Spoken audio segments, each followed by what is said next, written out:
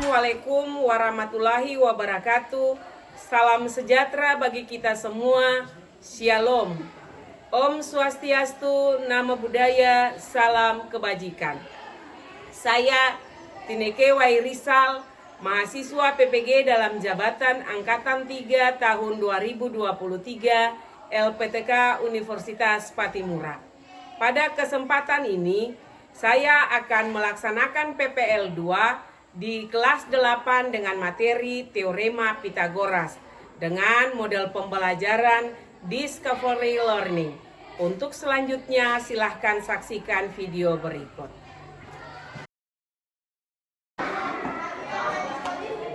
Selamat pagi anak-anak sekalian. Selamat pagi, Ibu Guru. Apa kabar semuanya hari ini? Baik, luar biasa.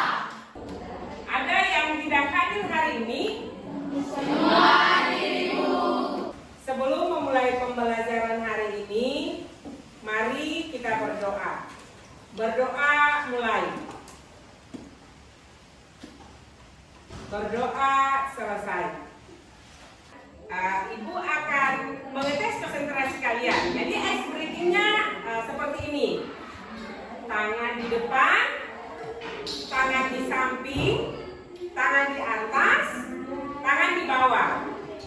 Jadi kalau melatih konsentrasi, Ibu akan lihat bahwa kalian konsentrasi tidak terhadap ice breaking ini sebelum kita masuk ke pembelajaran. Anak-anak dipersilakan berdiri.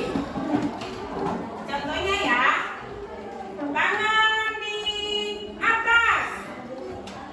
Baik, tangan di samping. Tangan di bawah. Tangan di depan. Oke, luar biasa. Ternyata kalian konsentrasi, berarti kita bisa mulai pembelajaran hari ini. Anak-anak dipersilakan di depan.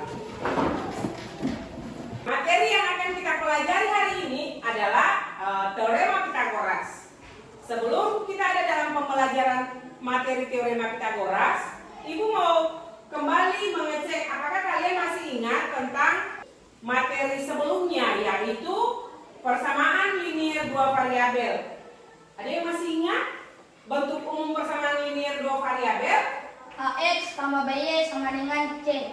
Iya, bagus. Jadi bentuk umum persamaan linier dua variabel itu AX tambah BY sama dengan C. A dan B itu apa? Saya Ibu. A dan B adalah koefisien. A dan B itu koefisien. Kalau X dan Y? Saya Ibu. Ya. A dan Y adalah variabel. Baik, kalau X dan Y variabel, C-nya apa? C adalah konstanta. Baik. C adalah konstanta. Jadi bentuk umum persamaan linier dua variabel AX tambah BY sama dengan C. Karena kalian masih ingat materi persamaan linier dua variabel, selanjutnya kita akan mempelajari Teorema Pythagoras. Teorema Pythagoras juga kita temui dalam kehidupan sehari-hari. Contohnya seperti ini. Anda perhatikan ya. Seorang tentara sedang dalam misi penyelamatan wisatawan yang terjebak di atas sebuah menara pengawas yang berada di lepas pantai. Dari gambar yang ada, apa yang dapat Anda simpulkan? Tentara dapat mengetahui jarak yang akan dia tempuh ke atas negara. Ya.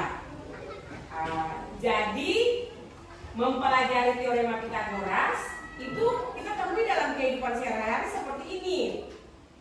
Tentara dia bisa mengumpulkan tenaga sebab dia mengetahui seberapa jauh jarak yang dia tempuh ke atas menara. Manfaat mempelajari Teorema Pythagoras yaitu satu, sebagai dasar untuk menghitung panjang diagonal yang menghubung dua garis lurus. Rumus Teorema Pythagoras digunakan untuk menghitung bidang arsitektur, pengerjaan kayu atau proyek konstruksi fisik seperti membangun atap rumah. Kemudian yang kedua, rumus teorema Pythagoras dapat berguna untuk mengetahui navigasi dua jarak. Sebagai contoh adalah jika kita berada di laut dan menavigasi ke suatu titik yang jaraknya 300 mil di utara dan 400 mil di barat, maka kita dapat menggunakan rumus ini untuk menentukan jarak dari kapal ke titik itu. Dengan demikian, tujuan pembelajaran yang akan kita capai hari ini yaitu satu, melalui diskusi dan tanya jawab, siswa dapat memahami rumus dari teorema Pythagoras. Yang kedua, melalui pengamatan, siswa dapat menjelaskan teorema Pythagoras. Dan yang ketiga, melalui latihan serta pengerjaan LKPD, siswa dapat menyajikan hasil pembelajaran teorema Pythagoras. Jumlah siswa berapa di kelas ini? 15. Kita bagikan menjadi 4 kelompok. Satu kelompok berapa orang ya? 4, berarti satu kelompok ada 4 orang, ada 3 orang. Jadi pembagiannya nanti pembagian berdasarkan tempat duduk saja ya. Ini dan ini satu kelompok. Selanjutnya 3 ini satu kelompok aja. Oke? Biar yang di sebelah kanan juga 2 kelompok. Oke, pembagian kelompok dimulai dari sekarang untuk kita mengerjakan LKPD yang sudah disiapkan. Oke, baik. Masing-masing mencari kelompoknya.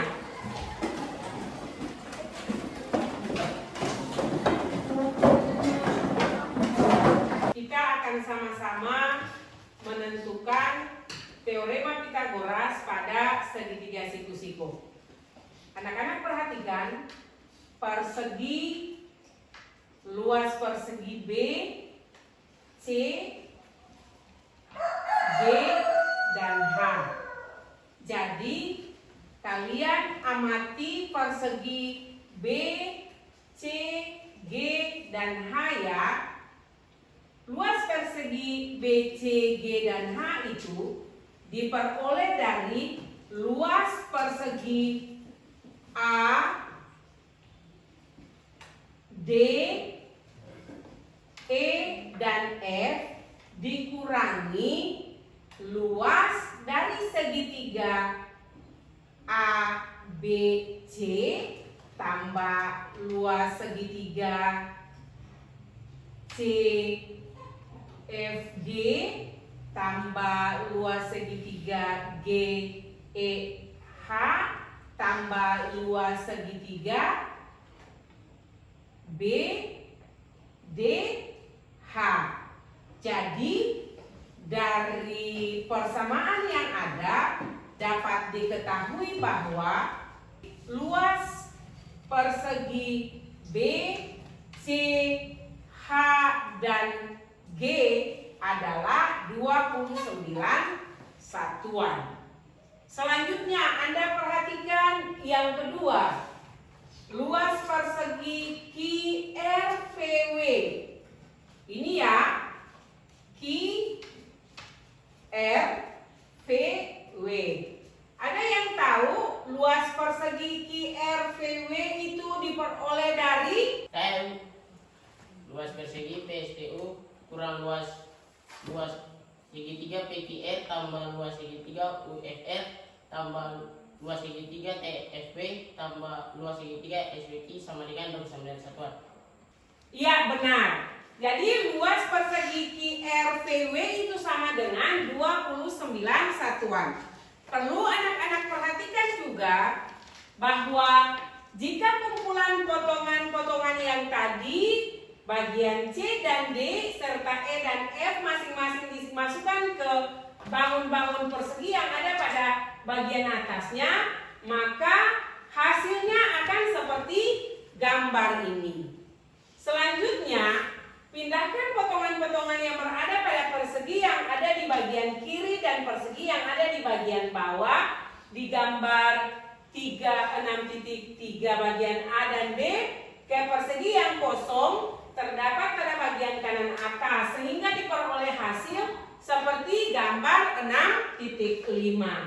Khususnya untuk daerah-daerah persegi pada bagian tegak miringnya. Jika kedua bentuk peragaan pada gambar 6.5 tadi kita nyatakan secara umum, maka gambarnya akan seperti gambar 6.6. Jadi jumlah luas persegi sisi tegak itu A kuadrat tambah B kuadrat sama dengan luas persegi A kuadrat tambah B kuadrat sama dengan luas persegi sisi miring. Secara aljabar dapat ditulis bahwa A kuadrat tambah B kuadrat sama dengan C kuadrat. Anak-anak sekalian, pada LKPD yang ada, anak-anak diminta untuk memperhatikan gambar yang ada pada LKPD, kemudian menyelesaikan soal sesuai dengan petunjuk pengerjaan. Ini kelompok 1 ya, kelompok 2, kelompok 3, dan kelompok 4. Waktu yang Ibu berikan 30 menit dimulai dari sekarang. Setelah pengerjaan selesai, masing-masing kelompok akan mempresentasikan hasil kerja kelompok. Pengerjaan dimulai dari sekarang.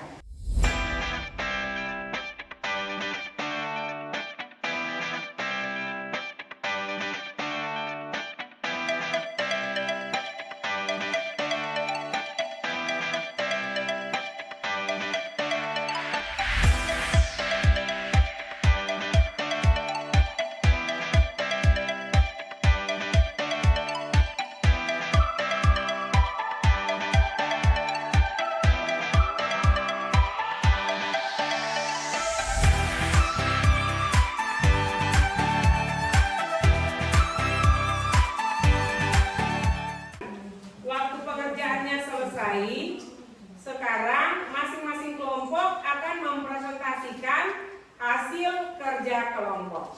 Ibu persilahkan kelompok 1 untuk mempresentasikan hasil kerja. Siapa yang mau presentasi? Ya, silakan Putri. Iya teman-teman semua, di saat siang hari ini saya akan mempresentasikan hasil kerja kelompok kami. Dan kelompok kami mendapatkan soal nomor 1. Sebuah tiang kawat akan dipasang kawat penyangga agar tidak roboh seperti pada gambar berikut ini. Jika jarak kaki tiang dan kaki kawat penyangga adalah 8 meter, jarak kaki tiang dengan ujung kawat penyangga pertama adalah 6 meter, dan jarak kawat penyangga pertama dengan kawat penyangga kedua adalah 9 meter.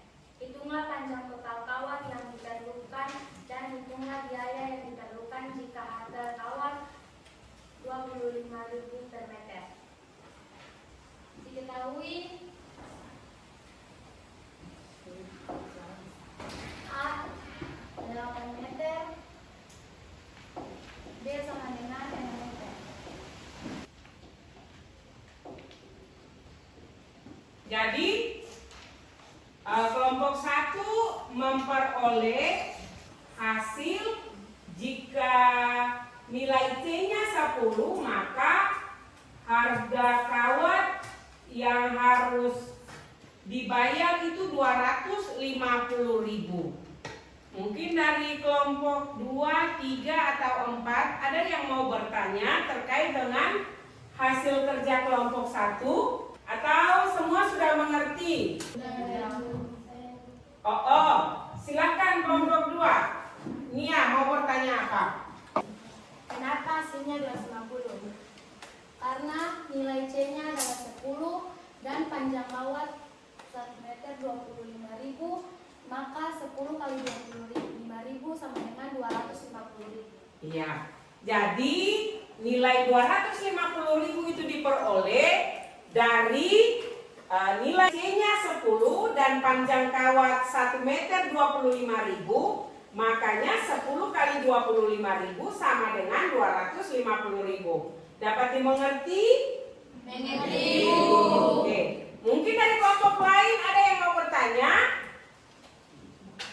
Tidak ada. Kita berikan aplaus untuk kelompok 1.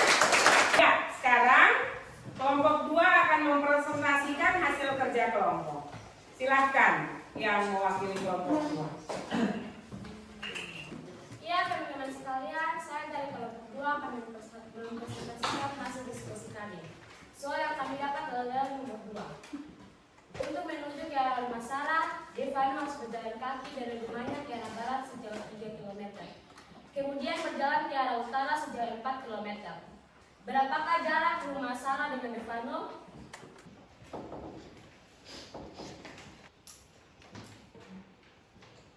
Demikianlah hasil presentasi kami. Mungkin dari kelompok lain ada yang memberi pertanyaan, dipersilakan. Dari kelompok 1 ada yang mau bertanya? Tidak ada. Kelompok 2 yang presentasi kelompok 3? Tidak ada, Ibu. Bagus, tidak ada. Kelompok 4? Tidak ada, Ibu. Oh, berarti hasilnya semua sama ya? Iya, Ibu. Baik, kita beri aplaus untuk kelompok 2. Sekarang kelompok 3 mempresentasikan hasil kerja kelompoknya. Siapa yang mau presentasi? Ya, silakan. Teman-teman Ibu Guru, di saat ini saya akan mempresentasikan hasil kerja kelompok 3. Kami mendapatkan soal nomor 3. SMP Negeri 65 Maluku Tengah mengadakan kegiatan perkemahan Sabtu Minggu. Pada kegiatan ini, siswa dilatih untuk mendirikan tenda. Agar tenda berdiri kokoh, harus dibuatkan tali penyangga yang menghubungkan tiang tenda dengan patok. Tinggi tiang tenda 3 meter dan jarak bagian bawah tiang tenda dengan patok adalah 4 meter. Jika sebuah tenda membutuhkan 4 tali, penyangga beberapa panjang tali yang dibutuhkan untuk mendirikan 17 tenda. Diketahui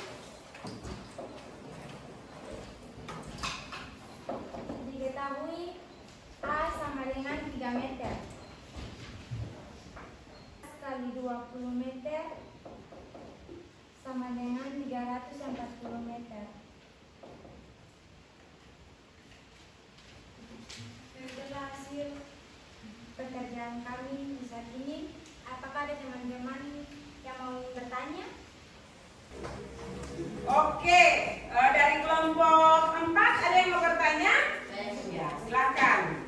Ibu, tadi saya katakan C sama dengan 25 kuadrat.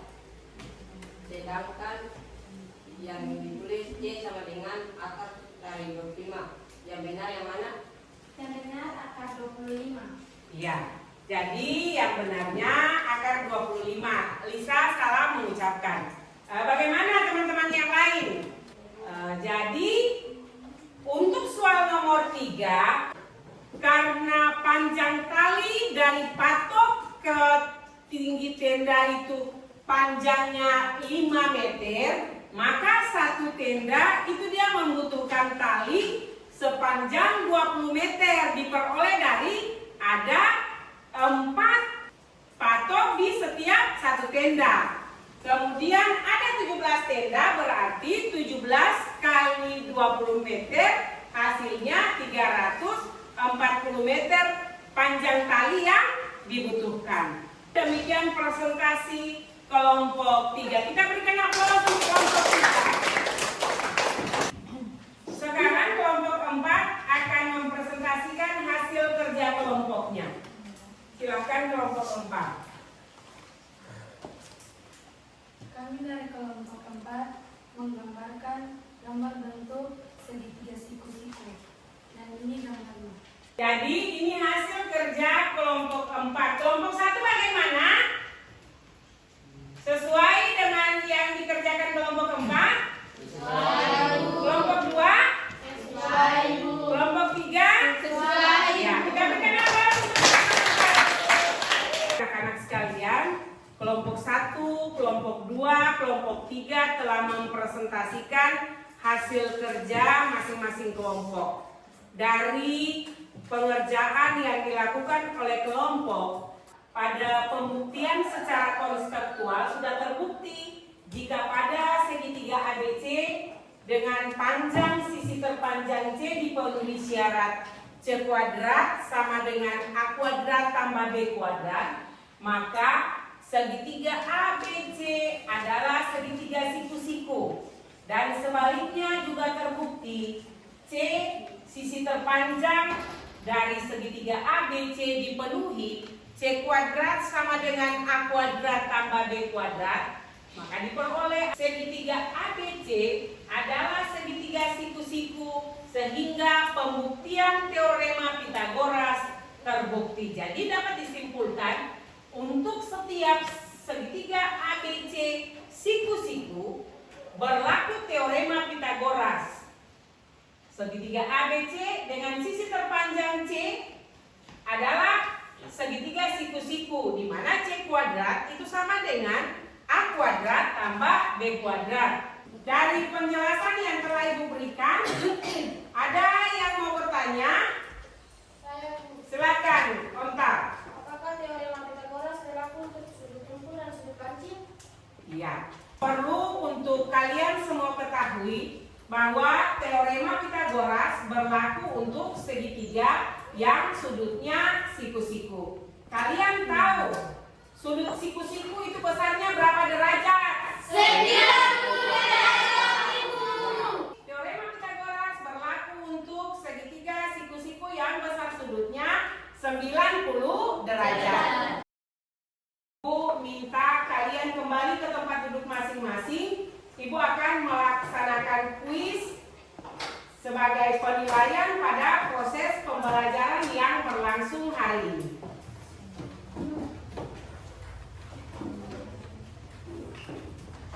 Semua buku-buku yang ada di atas meja semuanya dimasukkan di bawah laci.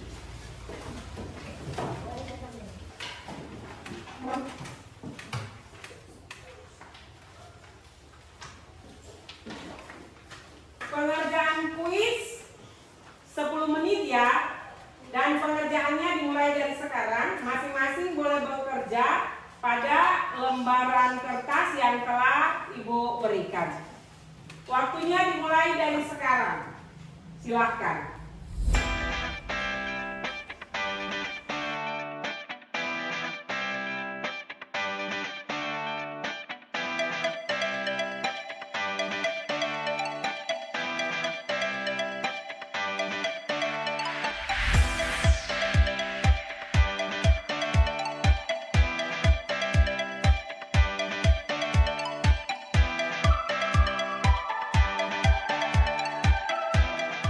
Waktunya selesai, kalian dimintakan untuk mengumpulkan hasil kerja kalian. Silakan.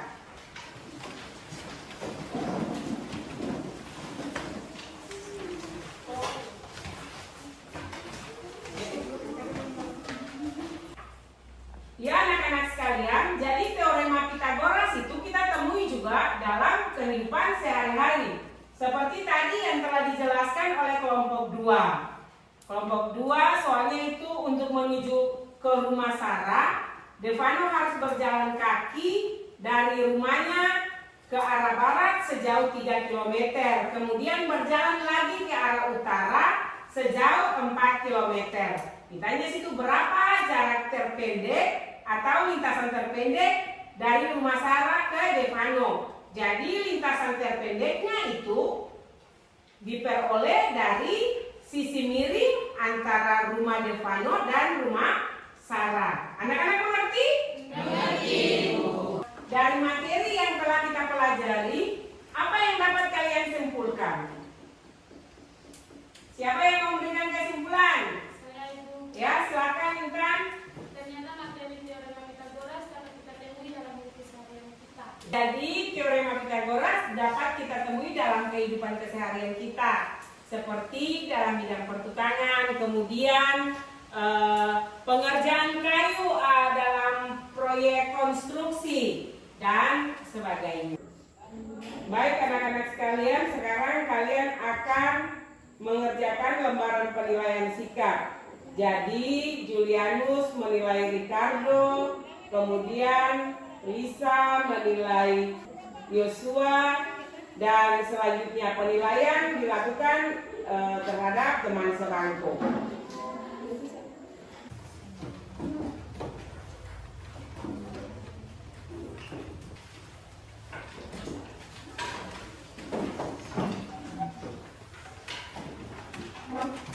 Untuk pengerjaan lembaran penilaian sikap, waktunya